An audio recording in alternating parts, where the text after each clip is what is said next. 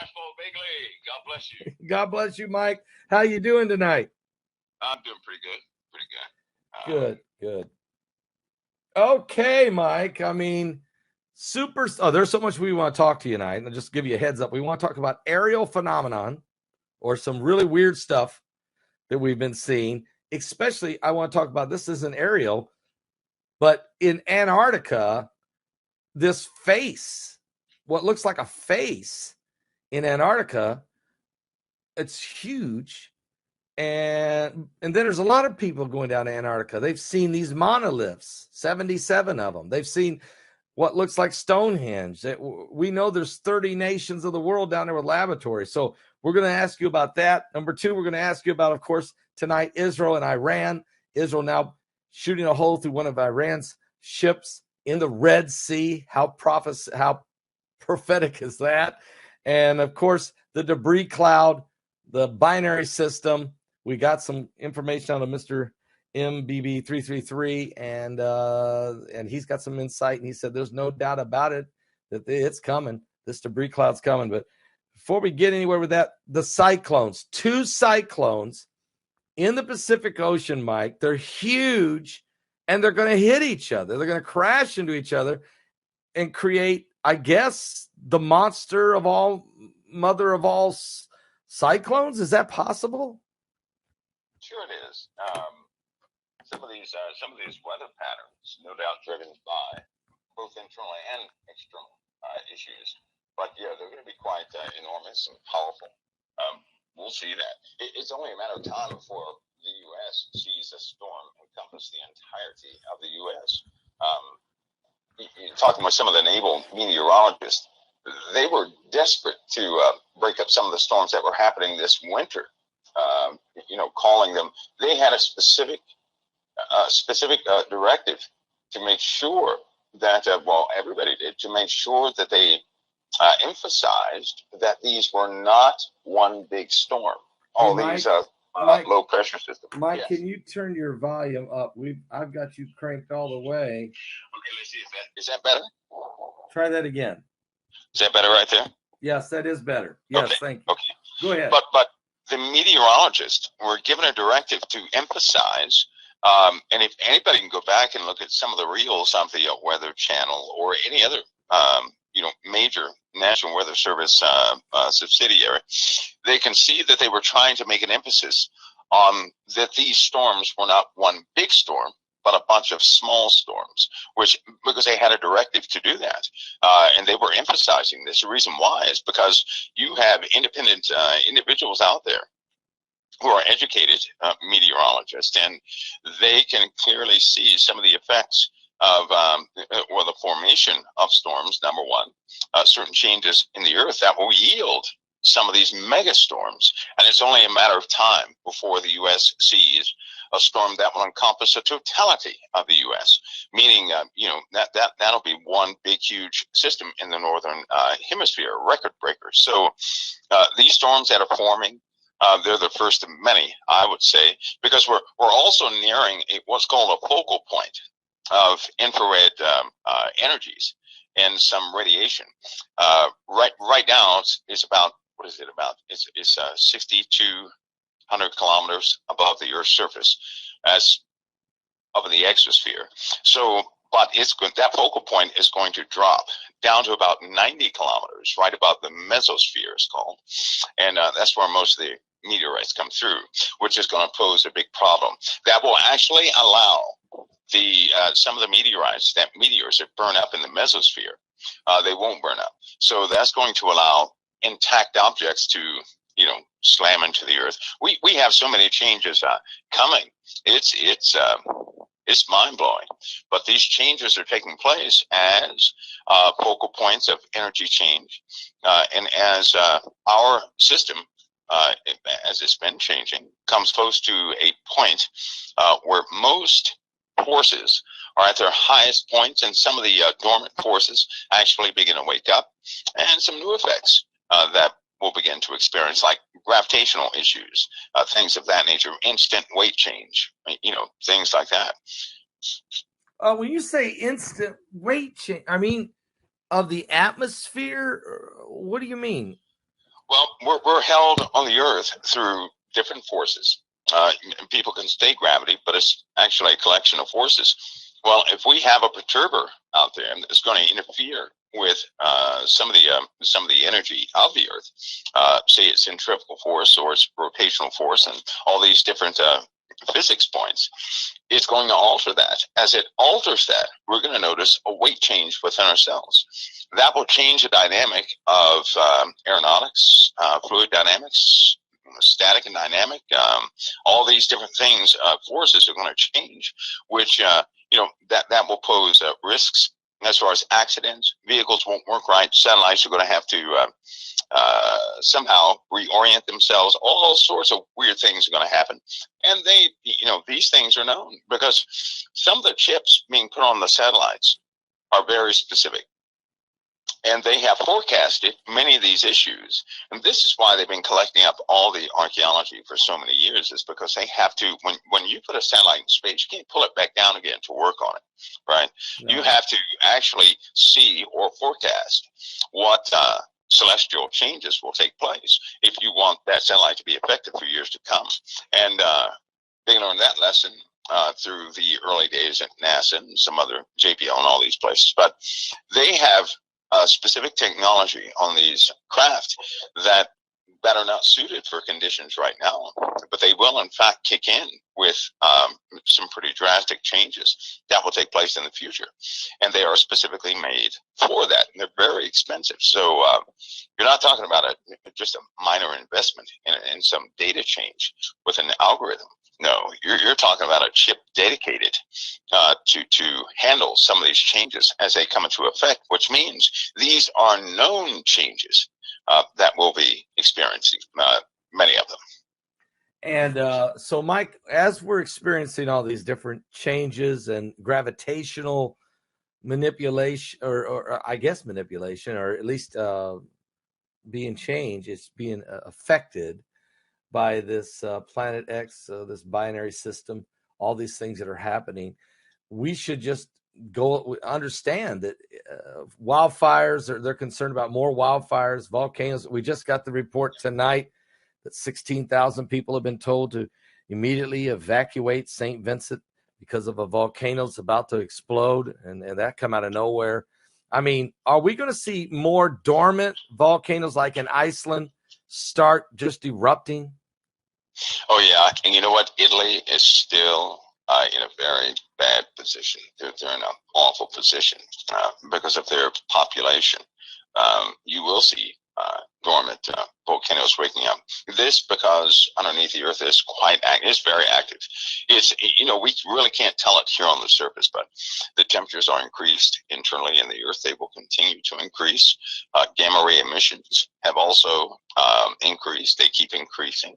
You have upthrusts happening in various parts of the planet as they go back and do their topology changes for the year for 2021. You're going to notice severe changes in heights of hills and depths of valleys, so on and so forth. So lots of geological changes. That happened. Now, I understand. I have to make a correction. I said last week that I said during one of my live shows that Mount Everest did go up 30 feet. It's 30 feet higher than it was.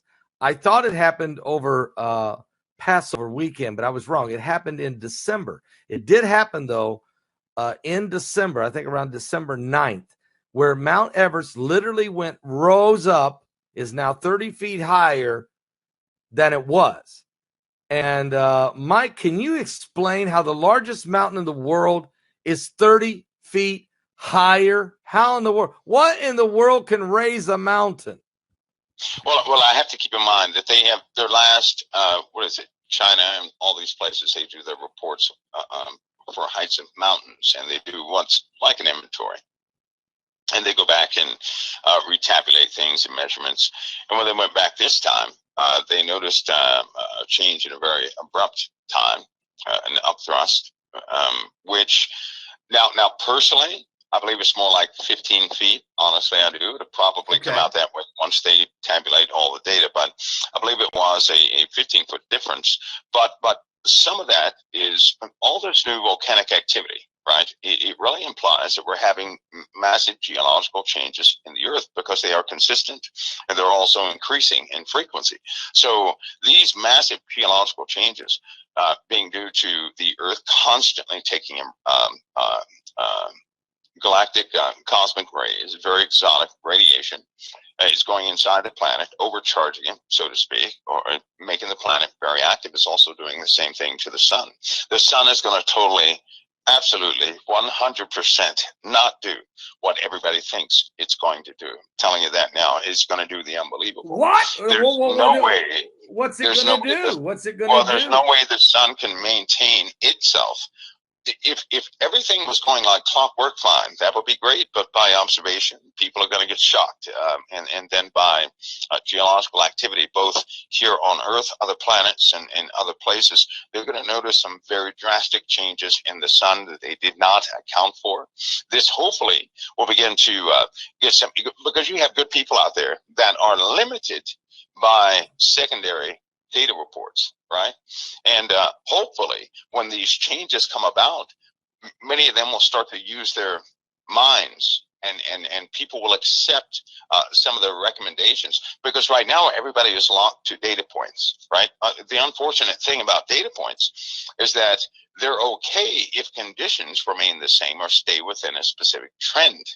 But if that changes, if something abrupt happens, people are going to kick themselves and say, I suspected this would happen, but I just couldn't say anything about it, because if I would have said it and it didn't happen, no one would listen to me ever again.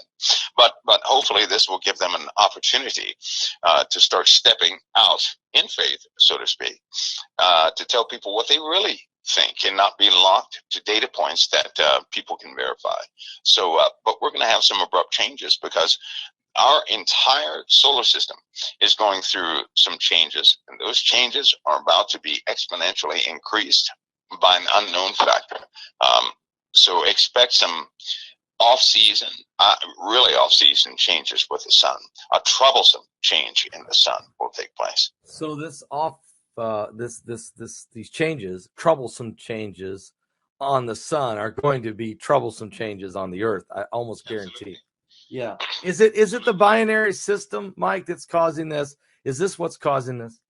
Personally, I believe it is. I believe not only the binary twin coming in, and the binary system, some people may not know what that is. It's simply a system with two suns. That's what a binary system is. Yeah, and both those suns orbit around each other. The rest of the planets orbit around each sun. But the way a binary system works is that's what really captures your attention, because the closer the binary twin gets, the faster it's traveling. Both suns travel faster, and once they lock at a certain point, they're at the fastest speed they'll ever travel in their lifetimes, in their rotational lifetime. So we're getting to a point now, our entire solar system is sped up as far as its velocity going around the galaxy and going around certain orbits. So this explains why we have such an influx of debris coming in, because we're approaching debris faster. And so we're speeding up. Yeah, so this debris is a part of the binary systems as it's rotating, as the two suns come closer together. There's a ton of debris. You've talked about it. We got a confirmation out of it, out of Michael Bradbury, and that's going to be on the webinar. You have to hear that, but he was confirming that. And that, basically we're not out of the woods. Matter of fact, we don't even know what danger we're in, really, not yet. Is that correct, Mike? Well, that's true. We don't know the extent of that danger. We could, it's not going to be good eventually, but we don't know how bad it can get. We don't know if there's always some unforeseen things also out there that we could encounter. It's just like Apophis. A lot of people have their eyes set on Apophis, and it is a known object, right? Well, there's some unknown objects that will be in well before Apophis that will not be discussed, but it's kind of one of those hope, wish it does not hit its type things. But of course, as it gets closer, they're going to make some moves to get out of the way or certainly save themselves from certain calamities. But we're just in we're speeding up. We're approaching debris faster. Debris is approaching us faster. So the timetable between now and the time, for example, Apophis hits, that time is going to be shortened. The timetables also are going to have to be decreased based on these inertia values. They're going to have to make some readjustments to some of these cyclical orbits of these objects because they're not going to, as they get out of one influence, they're going to be influenced by something else that joins in with the influence of our sun. So that's going to speed some things a little bit. Mike, also, as you're talking about Apophis, and like you said, it's 8 years away. But before Apophis even gets here, and it's going to be close, and it's bringing companion rocks, no doubt. And we don't know how close it will get. We know they're saying 17,500 miles now. It could be closer. We don't know. It could be a little further, but it's going to be close enough. It's dangerous. But you're saying don't worry about that right now, because maybe in the next 3 to 4 years, we're going to encounter some events that they're not really talking about. They're probably not going to talk about it because they don't want to create the panic. Mike, I just saw 2 days ago that they've started another major space initiative to take on incoming asteroids, to try to deflect them, to blow them up, to nudge them. I mean, they're really stepping this up. I've seen another campaign on this, and it's. Can you tell us anything about it? What you know? It sounds like some of the old NASA plans back in the '60s. They foresaw this coming. Actually, they were told about this. That's why they knew about it. They were actually told about this, and some of the events that are coming, they were told about this, and they began to make plans from there. Actually, the Germans knew about it in World War II, believe it or not. And but they always knew a time would come where they would have to make some drastic changes. They just did not know how society would be at that time to implement those changes. I would suspect that they already have programs in tow. They're going to have a lot more programs they come up with to revert a lot of assets towards planetary defense. That's NASA's first and foremost occupation is planetary defense, and but they're going to expand that. That's essentially NASA being expanded without the name NASA is what those things are. Now, it's more to it than just rocks. That's not the only reason. I tell you what, just by sheer volume and what it would take to actually nudge an orbit of one of these things, say, for example, something was headed toward the Earth and they did not catch it going outbound, right? Because one of the plans is to catch one of these objects going outbound to change its orbit as it's going out of our solar system, right? Just kind of catch up to it and nudge it. Because the chances of catching something inbound and then sending something to it to nudge its orbit is very tricky. It's very tricky. Can it be done? Yes. But you're not shooting some sort of an object in a straight line. There are other objects and small objects you can't really detect until you get in proximity with them that could, interfere with that craft. So that's just, I hate to say this, that's part of an idea that seems plausible to most people, so they won't fight it when it goes to Congress or if certain people get a hold of it. But there's something else in mind. There's more serious things in mind that they have to reallocate funds for.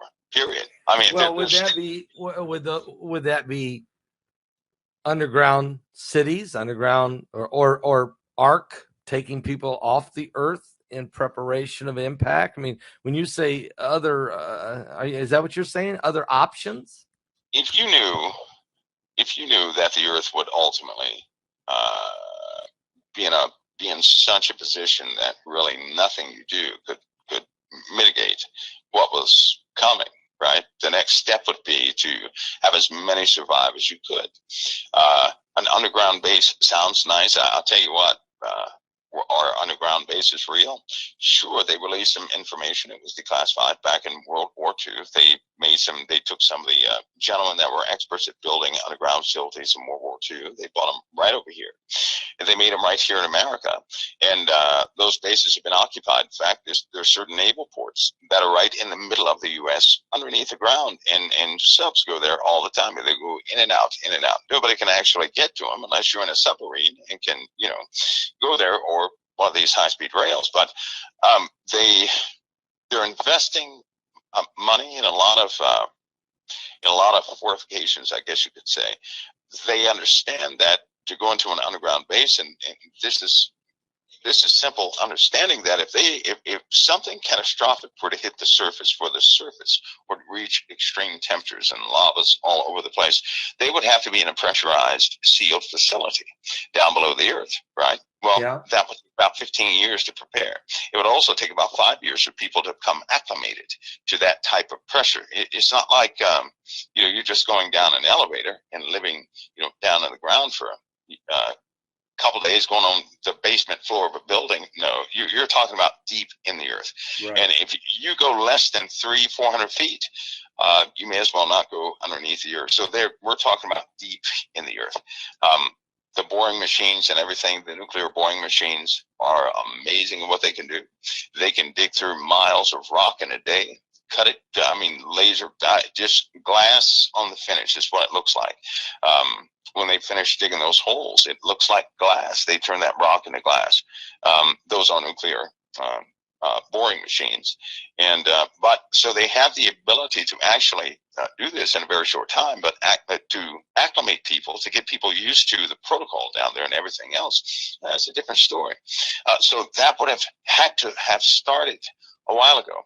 And if it started a while ago, Pastor Paul, if they believed in some of the information that they had received by confirmation of, well, let's just say another element, then that means you have children that are born down there already that know nothing about the top side.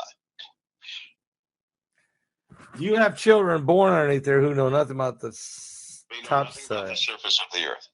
They don't know the people on the surface of the earth. They are not exposed to any diseases or anything on the surface of the earth. There would have to be children born down there, used to those conditions, that could actually, that's all they would know is those conditions. So they don't know anything about democracy and all these other things, but they're down there doing whatever they do, like a breakaway civilization. But that would have had to have started back in about 1963. Well, I have a feeling that it probably did. And, I have a feeling that it probably did start in 1963, let's say. And that would make those kids about my age. And that would be adults living in a counter world, in a underworld. I don't know how they managed it or who's feeding them or what's going on, but that would really be a weird thing, Mike. Well, it's been, we miss $200-300 trillion money about every 10 years. It just goes nowhere, right? People can say it goes into black budgets, which that would be considered a black budget. Black budgets are not. Nobody accounts for black budgets, right? You get into a clearance issue. Accountability cannot be checked or anything else because no one has the access to actually check it. So folks like Donald Rumsfeld, they knew about this, but he was an interface. He was known as an interface, meaning he was a spokesman, is what he was. Now, yeah. not a spokesman for black projects, but he was an in between guy that liaison. would coordinate things. He's a liaison from the underground and the up above. Yeah, because and then a lot of important people who made severe contributions to real success in this world, they're not here anymore. Yeah. They're just not. What we have are a bunch of it looks like a lot of actors, and then you have your private sector is just not inclusive. They're not going to be invited unless they have some sort of contribution where they have to be present, and that involves belief systems and everything else. So if that were to have taken place, that would have taken place a long time ago. What would be one of the telltale signs of an underground base? Well, be like if you're in Arizona, right? All of a sudden, you start hearing wind but the wind is coming from the ground, and then it just goes away. That sometimes happens when you're purging systems, or when you pressurize a system, just like a submarine, or blow out stale air, or exchange certain things. So you'd have to look at that. You could also follow patents, and patents that have been filed by the Navy and Air Force specifically, not the Army, but the Navy and Air Force, and you'd shock yourself at what has actually been made and patented, and then reformed over the years, so to speak, not refined, reformed, to work in very deep conditions. Because essentially, listen, here it is, essentially, to be on Mars, right, would be like living underground, and living underground like being, that'd be a Mars colony, would it not? Yeah, so in other words, building a colony underground would be a good preparation for building a colony on Mars, I suppose. That'd be partly, but you know, if you took a person, I saw a cavern one time in the Middle East, right? In the Middle East. Okay. This wasn't a U.S. cavern. I saw a cavern that would blow your mind. The sheer size of it, the volume of it, you would say, how is this standing? How in the world can this exist? But seeing the sheer volume of that, you would understand that if they took a group of people and took them underground, they could tell those people, you're on a different planet. Those people would have no choice but to believe it. Yeah, they would believe it. And if they were to be trained there and everything else, there's nothing that would tell them otherwise, right? Because they would have to have O2 assist suits. Right. They would have to have pressurized buildings. They would have to be careful with biological protocol and everything. They could not tell the difference. So sometimes you hear that story mixed up about the certain Mars ventures and then underground operations. I would say that a lot of people know the truth. They just don't know how to put it together. And it's something very simple. Yes, it is hidden. Nobody can get to it. They don't care if anybody talks about it because it sounds ludicrous and nobody can get there anyway. But you have those two stories overlapping. One big truth would be a lot of these, there's some individuals that in the world that may be convinced that they were in special operations on another planet, but in truth, they were indoctrinated in some of these underground facilities. So they were sometimes, sometimes psychologically they let these people go because they can always, it's almost like a precognitive type evaluation where they can tell if a person's going to crack or not. And so they watch people like hawks. They have them wired up to everything. Everything is monitored, but they know if you're going to potentially crack or not, or if you're strong enough or ruthless enough. Do we got some clones underneath there, Mike? Do we have some clones? Have we cloned some people? Have we genetically spliced or changed the genome and created some? I mean, like for instance, is there some clones of some people, maybe famous people, now living underground? There could be. Well, you have to think of this. In 1935, right? 1935 to 1947, Russia was working on that idea. They successfully they did it they started transplanting the heads of monkeys on human beings and vice versa. Do you know this? Yeah. And so it's not a very, tasteful story, but nevertheless, they were successful in doing this. The Germans did the same thing. So from there, they began to explore genes. Now, with the advent of computers, they have been able to refine the operation of adding and splicing genes, this, that, and the other, and so right now it's perfected. What I'm saying is, if you went to the right people and you said, "Hey, I'd like to have give me the genes so I can grow new teeth," they can do that right now today.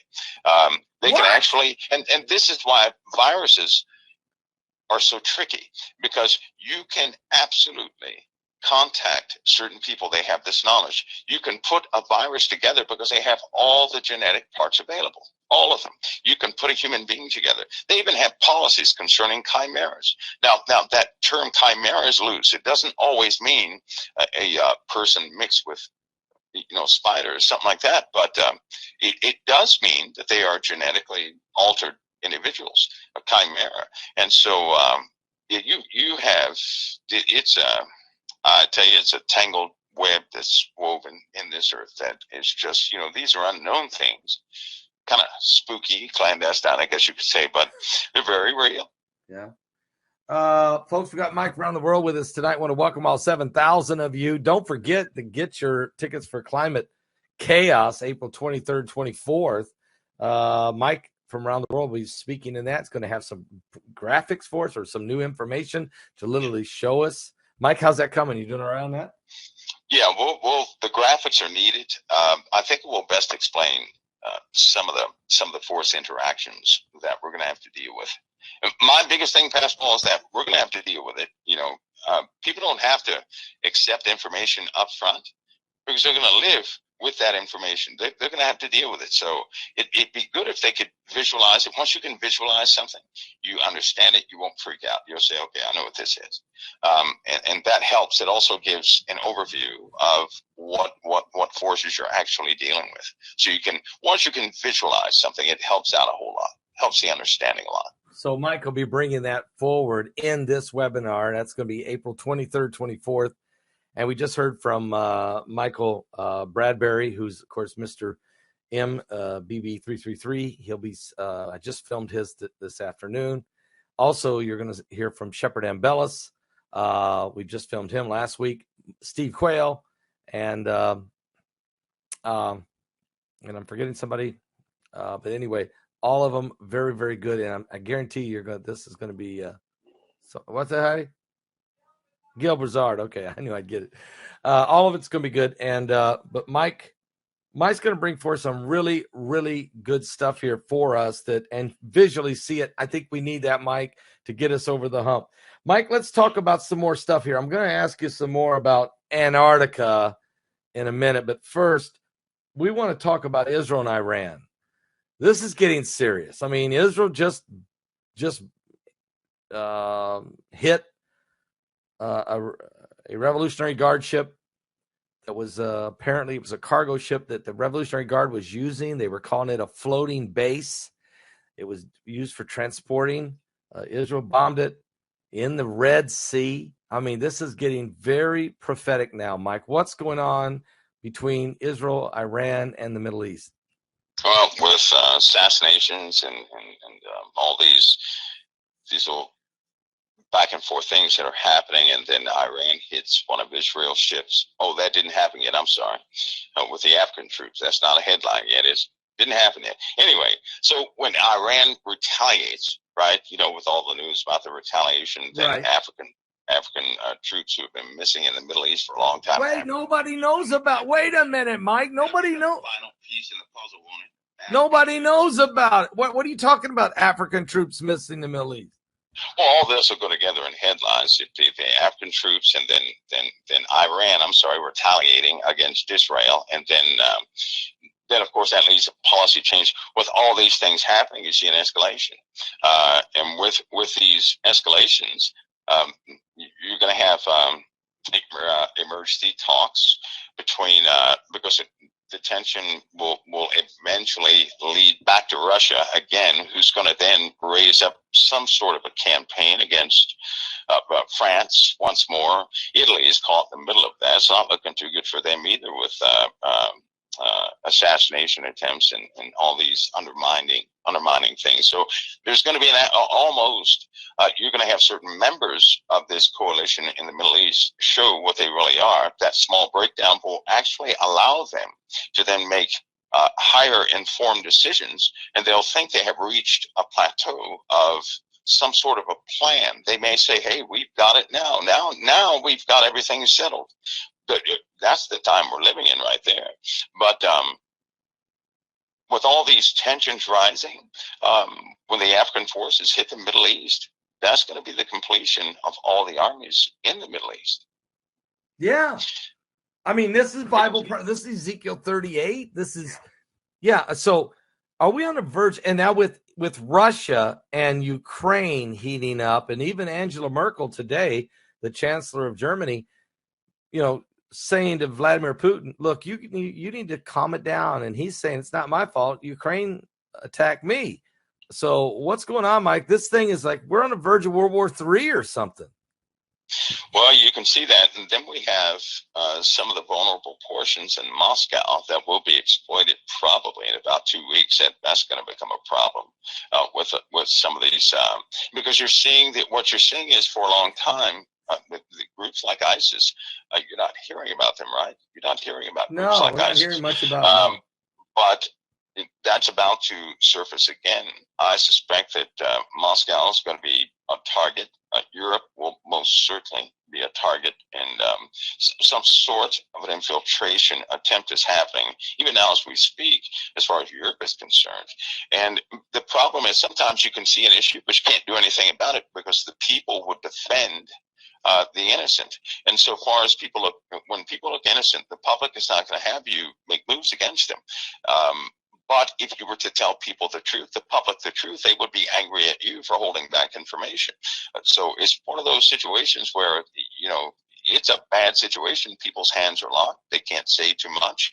And a real element of assault is rising overseas. And it looks unstoppable. It really does. There's going to be a transfer of power. Some of your older members that have been in these conflicts are going to be flushed out. They're going to be pushed out. More assassinations will take place. There's so much chatter behind assassinations. You've said a lot now. That's the third time you've brought up that there's going to be assassinations. Are they already happened or happening? Are you talking about heads of state or top generals? What's going on? Well, I tell you, it's going to pass, Paul. When people start watching the news, they're going to recalculate everything. They're going to say, oops, I was wrong about that. That's where it is. Because right now you're about to see an element nobody thought existed begin to rise.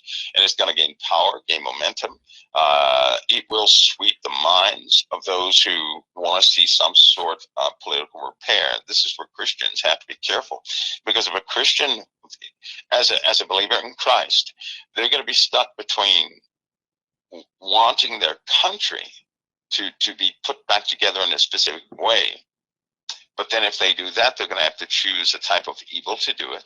They can't look beyond a certain type of evil, or they're going to go full force for the kingdom. I can already tell you that there are going to be alternative powers in the U.S. operating. There are going to be alternative powers in the EU operating. And these elements are swift. They're very calculated.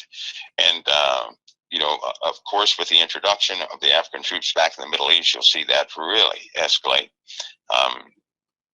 But there are so many changes taking place, but it boils down to the biblical narrative. It really does, because what we thought we could trust, well, it will betray us. And what we thought would never betray us is going to vanish. And then what we thought we could hold on to, we're going to find out it folds. It's not going to hold up. The strength won't hold up. And so it's almost like, everybody's going to see this.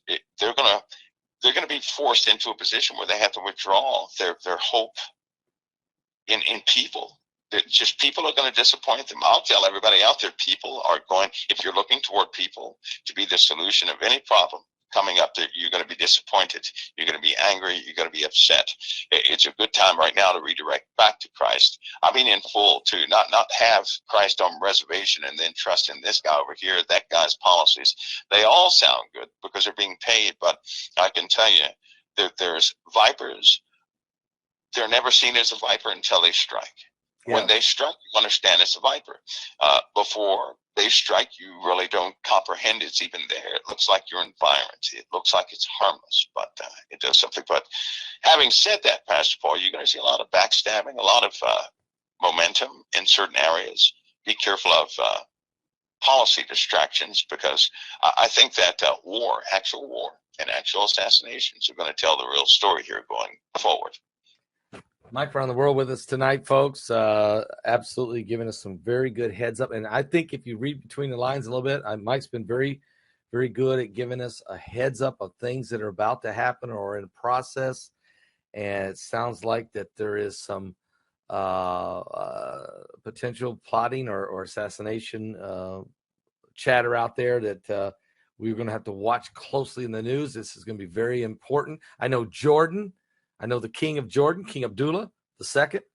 Looked like a family squabble or a family readjustment, but his half brother, who was once supposed to be the next king, after King Abdullah's father died, then about 5 years later, King Abdullah II decided, no, my half brother's not going to be the next king. So he took the crown prince role away from him and gave it to his own son. And now we understand that he's just arrested his half brother, about 20 members of the royal family there in Jordan. Mike, is that tied into Saudi Arabia or anything? What's going on? Yeah, we talked about, that was about, gosh, that was last year, wasn't it? That I gave a small hint to. I tell you personally, I don't trust Jordan. I'll say that again. I just don't trust Jordan. But we had a small conversation about Saudi Arabia and Jordan and certain moves that will take place in Syria. So these things are playing. It looks like they're playing out right now, but which is it's hard to see things like that actually begin to form. Nevertheless, there they are, and it's getting kind of messy. Now, you also have Dubai mixed into this, which could actually collapse this Middle Eastern association that they have there. And again, with the element of Jordan, Pastor Paul, you have Africa tied into it. Now, hear me close, because we're going to see two currencies collapse in the Middle East very soon. Egypt is going to be one of them. You're going to have Iraq, but they're just done for. They're done for. Power is going to be they're just going to have the air taken out of them. But Egypt, when Egypt's currency is when it goes totally under, when somebody else has control of that place, that's when we'll know that there's just no more. There's no more time left. I mean, you're talking about if Egypt was to lose its currency and had a collapse economically, they're one of the strongest arms in the Middle East. They're a nuclear country. This would be chaos. I mean, are you serious, Mike? Are you serious? Because there's really no, in certain scenarios in the Middle East, there is no power vacuum, which means you'll just see a consolidation effort take place, a very effective consolidation effort. So, get ready for the Middle East to change in ways that will break the comfort of just about anybody who does forecasting and where things are going, because it will not be business as usual. Will Iran make a move if Egypt goes into chaos? Of course they will. Iran is going to be almost like the tone setter of the Middle East. They're also going to be a voice, but make no mistake, Iran will ultimately, we're going to have to deal with them one day. The U.S. is going to have to deal with Iran one day, period. And so there's a reason Iran is preserved. There really is a reason they're preserved. They should not, number one, they shouldn't be in the position they're in. They shouldn't be. But see, here's the problem. You have their civilians, right, which are almost just like ordinary individuals. But you have their military force, which they're just so dedicated and vengeful because somebody took their father away, right? That general that they lost was not just a general. I have to reiterate that. And don't think for one day that they have dropped, that their heart somehow is just, they're okay with it. They're not okay with it. It's transforming the entire military over there. And so you're going to see more, they work by proxies now. You're going to see an increase in proxies in a way that you never thought possible. You're going to start seeing who's loyal to what. And but here again, we have elements that are highly deceitful. I don't trust any of those elements. I do not. I trust revelation. That's what I trust. I trust the Word of God. I have to. It has to be my anchor. Because I tell you what, Pastor Paul, over the course of my life, there have been so many times when people have trusted in trending and they failed each and every time they failed, which is why every single country ends up right back where it started from. Have you noticed that? We just go in big circles and we end up right back where we've started from, because they believe in their own plans, and that's a big mistake. But the Bible has never been wrong. We've been wrong about reading it a lot of times, but it's never been wrong. It always comes out concrete, true, timely, and everything else. And I think that in a big way, a part of that's about to open up right before people's eyes. This is going to be a very active year. Very active year. Yes. Also, Mike, let me ask you a question. As we're looking at this with Iran and we're looking at all the things going on, we can't also, we got Ukraine, we got Russia, we got President Biden, who has thrown his support strongly behind Ukraine. And he's even said, even up to the fact militarily, he will support now Ukraine against Russia. This is a big deal, isn't it, Mike? Yeah, and there's one thing about Biden. He may be old and somewhat frail, right? But if you'll notice, Biden acts quicker than most Democrats you've ever seen. This guy acts pretty quick. To be a Democrat, he acts quick. And so he's let's just say he's in the connection. I guess you could say that. He's in the connection. He's one of the older guys in the White House, and what he says is almost an outcome. They'll make it an outcome. So, yeah. But unfortunately, President Biden he seems to be frail. He does. I just have to point that out. He seems to be extremely frail, and that's unfortunate, because that would if something ever happened to President Biden where his health were to degrade or something like that, that would be just wouldn't be a good thing. Yeah, I mean, what's Kamala Harris's? Does she have any military or any connections? I mean, she's fairly new to this whole political scene. Yeah, somewhat. I'll say somewhat, because I say that because of her dealings and associations with legal battles and law. I'll put it that way, in law. So, but as far as coordinating with people, things that on that scale in Washington D.C., because you need somebody's going to have to reach across the aisle and really balance the power out in Washington, make the White House the real White House, the way it used to be, not a dictatorship of one side or the other, because that's what it's turning into. But I just don't think, with all the changes that America's gone through, we can't take another change. The people can't take another change like that. They're already at their limit as far as remaining civil Americans to a degree. But here's the issue, Pastor Paul. Right now, it's almost like every fifth person is at the point of a mental breakdown. It's even starting to happen to a lot of 12-year-olds. When's the last time you heard of 12-year-olds who are contemplating suicide all over the U.S.? When's the last time you heard of that? So we have a real issue, and we have internal issues in people surfacing. Now, this world, I tell you, this world is hurting. And now that the coronavirus, Pascal, even the people that were vaccinated, do you not know that some of those people caught the coronavirus and died recently? Yes. So, you know why? Because there's a protein. Well, there's some things involved that they really should just. I think they're going to outright tell people, straight out, listen, if you get the coronavirus, you may get messed up. And if you don't get it, if you get the vaccine, you may get messed up. Or if you don't get anything, there's a lot. There's a lot. There's a lot there, Mike. And I can't talk about that really here on YouTube that much. Right, so let's.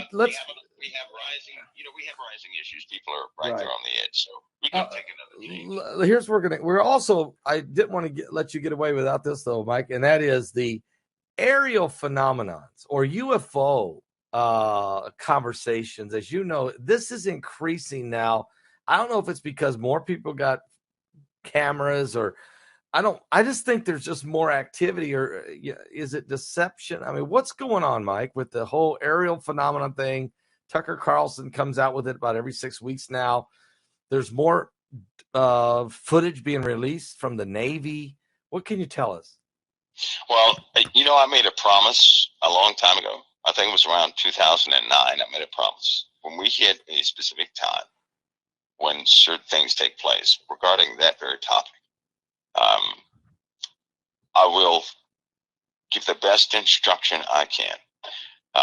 Now, the reason why I was going to wait until that time for the best instruction is because it can be a very tricky subject, right? It's a lot of, when something is unseen, everybody can be an expert. When they start dealing with it, and people will, everybody's going to start dealing with it. Everybody, and I do mean everybody. When that happens, well, then that's when those who have experience, who have been in certain areas of life, they can come forward and help some folks in that. But is it increasing? Pastor Paul, human beings are a doorway. Human beings are a doorway. I'll give you an example of something. In 1928, when they were discovering things all over the world, and time progressed before World War II, there were some things that were happening in places like Alaska, places like Arizona, the same exact events happening in both those places.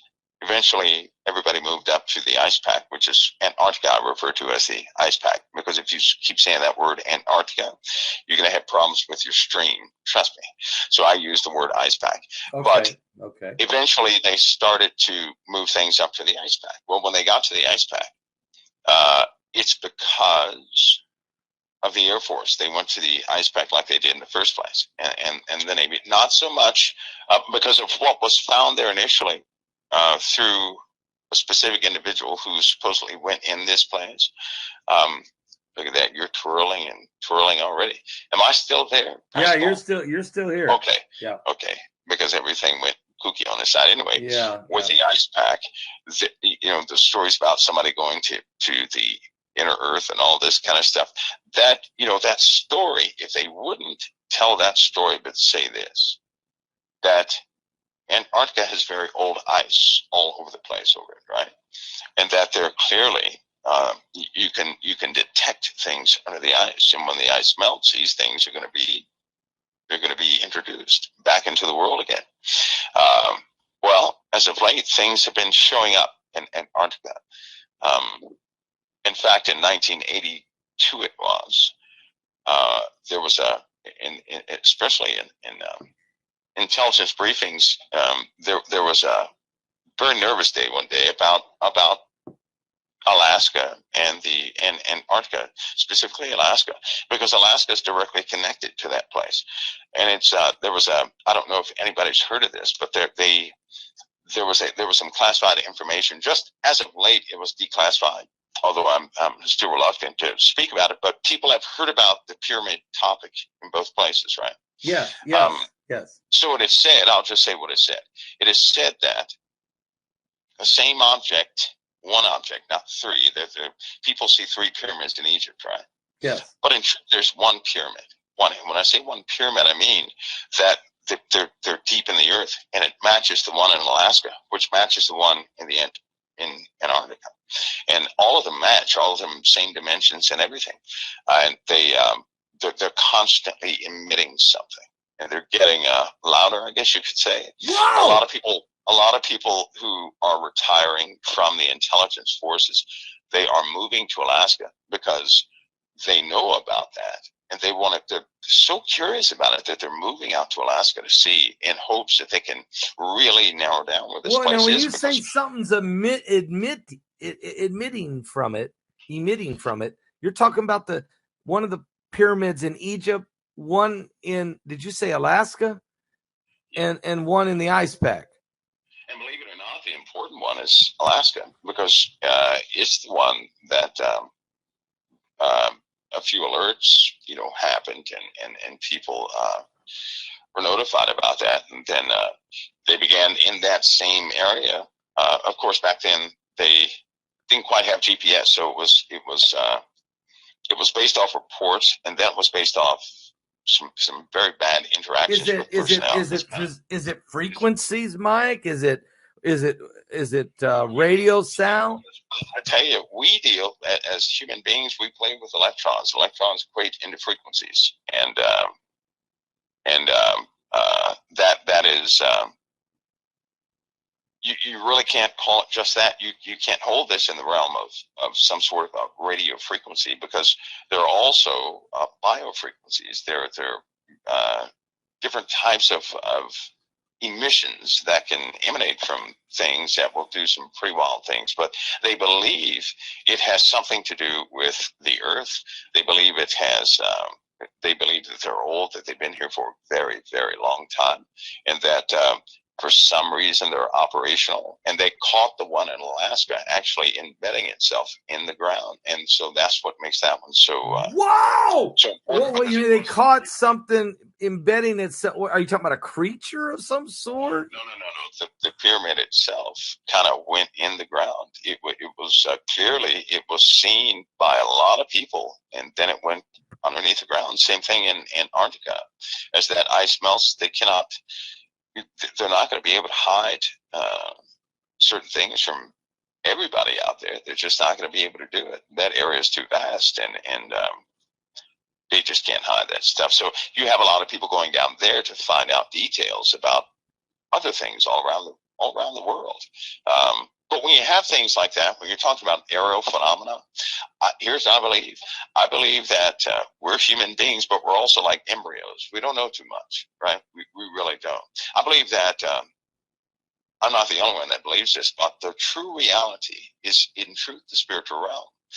This is the changeable reality. It's governed by spiritual decisions. And so everything in this dimension is changed by mandate of the spiritual realm. The spiritual realm, however, is what people sometimes will get a sneak peek of. For example, if you see a light in the sky, it doesn't always mean a craft.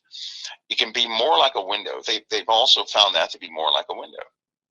Just like you would look out your window, like a portal, like a portal. Like the sky can be just like a window. Here's the thing, though: they can be generated, or they can be from an unknown source or something like that. But still, they're windows, and which means something can observe us all over the earth, like we're in a, but we can't observe the other side that way. Some are deceptive, very deceitful. Especially the ones that come and try to make you feel special. I would encourage everybody, if anything shows up and tries to make you feel special, denounce it, because our Father is always telling us to be humble, to have meekness. So this special message has actually reached more than half of the world anyway. You'd be surprised how many people are already marked. Whoa! Okay, so Mike, okay. So this, I was getting ready to ask you. It sounds like this special, this phenomenon, these windows that opening. Are we talking about like the beast kingdom? Are we talking about Lucifer himself manifesting in some technological, spiritual way? Absolutely. In a lot of cases, yes. I know that a lot of people want to believe there are people out there in other worlds. You know what? We have greater concerns than that, because you have something for non-Christians, you have something that is trying to seduce people into believing that there's something different than what they already are. One of Satan's game plans is, God made us what we are. Satan desires us to corrupt everything that God set forth in us. And so if you can change who you are, what you are, where you come from, and all these ideologies, they're not coming from places of intellect. They're coming from places of deceit, because they're plausible to the mind, which is of the flesh, right? People are more prone to believe it. We know that our Father does not speak to our flesh at all, but he destroys our flesh through his truth, right? So we're convicted by what the Father says, but we're intrigued by those things Satan says. So you're what I'm hearing you say, there's a great, strong delusion coming. There's a great, grand deception coming, that the alien phenomenon may be tied to a global shift in, they're already trying to say to us that we didn't come from God the Father, that we're not created in the image and likeness of God. Genesis 6, they tried to corrupt our DNA. Now they're trying to do both. They're trying to corrupt our DNA and convince us that we didn't come from God, that he didn't create us. So I'm hearing you say there's a grand delusion, a grand deception. Is that what I'm hearing? I would say, you know what, Pastor Paul, I say we're we're about the second generation in this delusion. And let me tell you why. It's because back in the 40s is where it really back in the 30s, it took off. In the 40s, it increased. It's been increasing ever since then. You have, yeah, I guess in the Christian community, we're in a very protected society type, right? Let me tell you about the world. Outside the world, they have entire populations that believe that they're not human at all. They are totally and wholly rejective of all human things. They believe that there's something else. They have entire neighborhoods sitting right, probably, you're in a place where you are, you have some of those people around you. You're surrounded by people who do not believe that they're human anymore. Now, you have another group of people who are terrorized, and these people are tapped. These are folks who they can be taken control of by these other things. Now, listen to this. These people carry weapons, and here's why. These people carry weapons. Here's their answer. They believe that Earth is a staging area, and very soon something will come, and they will have to bear weapons on anything that they're instructed to destroy. They will destroy without hesitation. They already admitted, these folks have already admitted that they have seen themselves killing children and men alike and women alike, and they will not hesitate to do it. So that deceit has begun already. Yep. Folks, this is Mike around the world with us tonight. Mike, wow, you're leading us right into where we're going in July. Our webinar in July is going to be Aliens, Angels, and Demons. That's the title of the webinar coming up, and I'm sure Mike will be glad to speak in that one. Mike, whew, you got my mind spinning. But my soul's happy. So I want to thank you for another great evening and conversation tonight. Keep preaching the word, brother. I sure will, Pastor Paul. I appreciate all of what you do too, brother. You hang in there. I'll say it again. I know you're preserved. So are you going to drop a bomb on me tonight? What should I look for next Thursday night? You got anything? I tell you, let's just hopefully no assassinations come, but Iran's retaliation that they didn't do yet. Wow. In the headlines, I guess. That's the 5th time you've made that. Yeah. Okay. We're going to all keep our eyes wide open. Something's going to happen. All right. We're watching. Thanks, Mike. I appreciate it. God bless you, brother. God bless you. Amen.